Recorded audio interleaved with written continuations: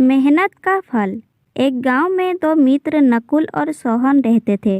नकुल बहुत धार्मिक था और भगवान को बहुत मानता था, जबकि सोहन बहुत मेहनती थी। एक बार दोनों ने मिलकर 1 बीघा जमीन खरीदी, जिससे वो बहुत फसल उगाकर अपना घर बनाना चाहते थे। सोहन तो खेत में बहुत मेहनत करता, लेकिन नकुल कुछ काम नहीं करता था, बल्कि मंदिर में जाकर भगवान से अच्छी फसल के लिए प्रार्थना करता था। इसी तरह समय बीतता गया।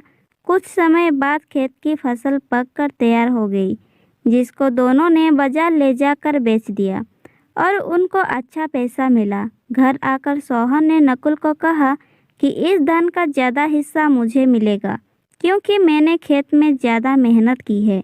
यह बात सुनकर नकुल बोला, नहीं, धन का तुमसे ज़्यादा हिस्सा मुझे मिलना चाहिए, क्योंकि मैंने भगवान से इसकी प्रार्थना की, तभी हमको अच्छी फसल हुई। भगवान के बिना कुछ संभव नहीं है। जब वो दोनों इस बात को आपस में नहीं सुलझा सके, तो धन के बंटवारे के लिए दोनों गांव के मुखिया के पास पहुंचे। मुखिया ने दोनों की सारी बात सुनकर उन दोनों को 1-1 बोरा चावल का दिया, जिसमें कंकड़ मिले हुए थे।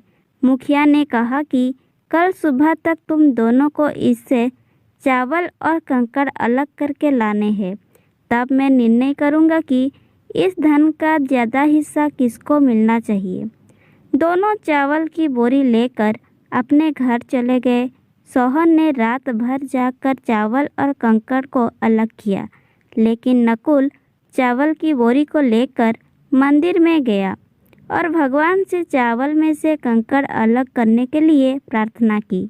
अगले दिन सुबह सोहन जितने चावल और कंकड़ अलग कर सका, उसको ले जाकर मुखिया के पास गया, जिसे देखकर मुखिया खुश हुआ। नकुल वैसे की वैसी बोरी लेकर मुखिया के पास गया। मुखिया ने नकुल को कहा कि दिखाओ, तुमने कितने चावल साफ किए हैं। नकुल ने कहा कि मुझे भगवान पर पूरा भरोसा है कि सारे चावल साफ हो गए होंगे। जब बोरी खोला गया तो चावल और कंकड़ वैसे के वैसे ही थे। जमींदार ने नकुल को कहा कि भगवान भी तभी सहायता करते हैं जब तुम मेहनत करते हो। जमींदार ने धन का ज़्यादा हिस्सा सोहन को दे दिया। इसके बाद नकुल भी सोहन की तरह खेत में मेहनत करने लगा और अब की बारी उनकी फसल पहले से भी अच्छी हुई।